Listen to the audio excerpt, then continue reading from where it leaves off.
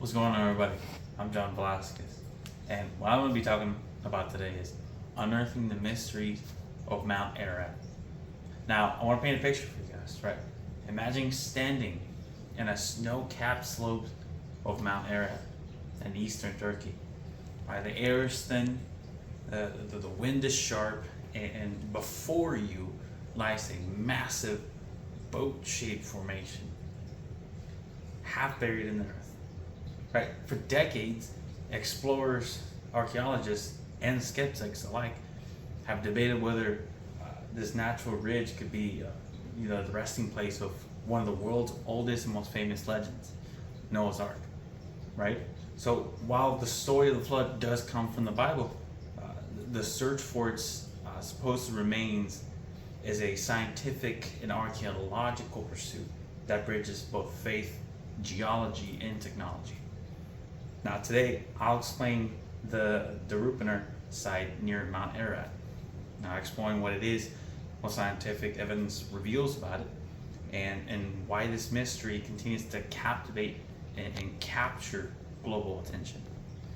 Now we'll start with the site background and discovery, then explore the archaeological and geological findings, and finally we're going to discuss what experts conclude and what questions remain about it.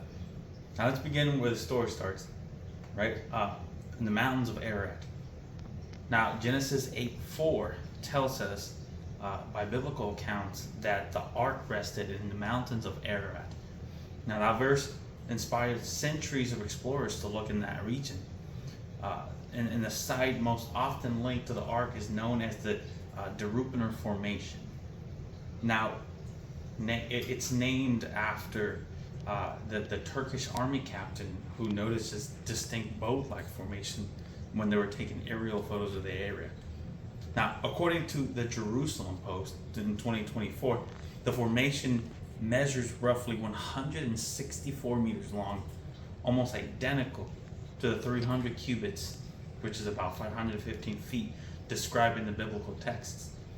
Now, over time, multiple teams have studied it, right? From both religious explorers to accredited scientists from all over the world, each trying to determine whether the shape is geological or man-made. So what the research have actually found beneath the surface?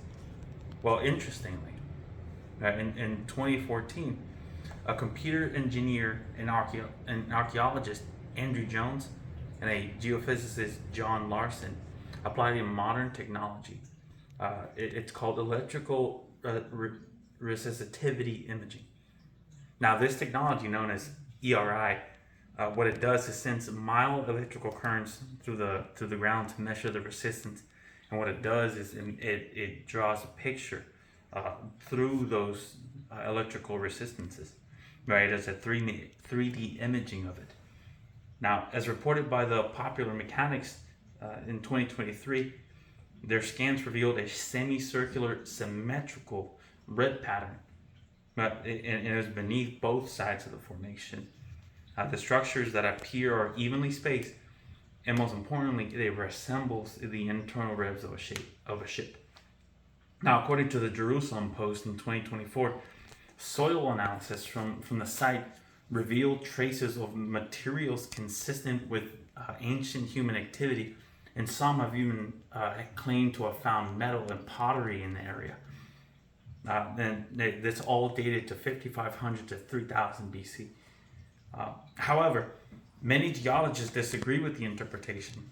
Now, the National Geographic in 2022 quotes experts that argue that the Darupiner structure is a, quote, common geologic phenomenon known as a syncline, quote, where the sedimentary rock layers fold naturally into a boat-like ridge. Now, a peer-reviewed report by Dr. Lawrence Collins says that he's a geologist from California State University of Northridge, concluded that the, quote, the site rocks are composed entirely of local limonite and bath salt, end quote. Now, indicating from a secular perspective that this is a natural origin rather than a petrified wood. So where does this leave the search?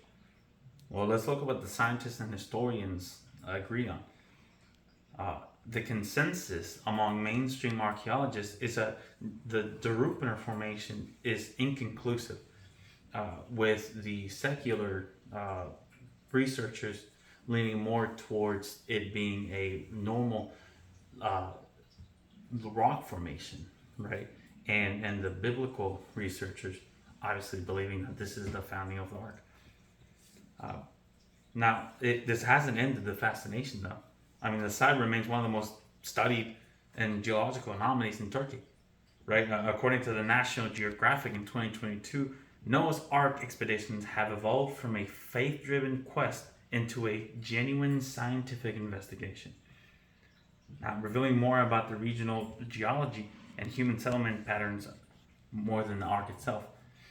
Now, regardless of whether the structure is the biblical vessel, the research exemplifies our human drive to connect legend, history, faith, and fact. It pushes technology forward. And as with electrical imaging, it keeps us asking deeper questions about origins, survival, and storytelling. So after decades of exploration, what can we ultimately say about the mountain mystery?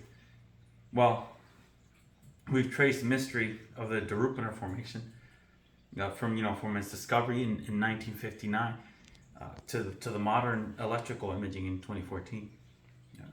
We've seen how new evidence like the symmetrical subsurface patterns found by Joan and Larson continues to intrigue people, even as by secular accounts, geological data points towards a natural formation. Whether or not this is, whether or not this ridge once carried Noah's Ark, it carries something else as well. It carries the enduring desire to uncover the truth beneath the surface. And this does raise one very important question. If this mountain formation really is Noah's Ark, what else could biblical accounts be right about? Thank you. I'm John Velasquez. Thank you for watching. Cool.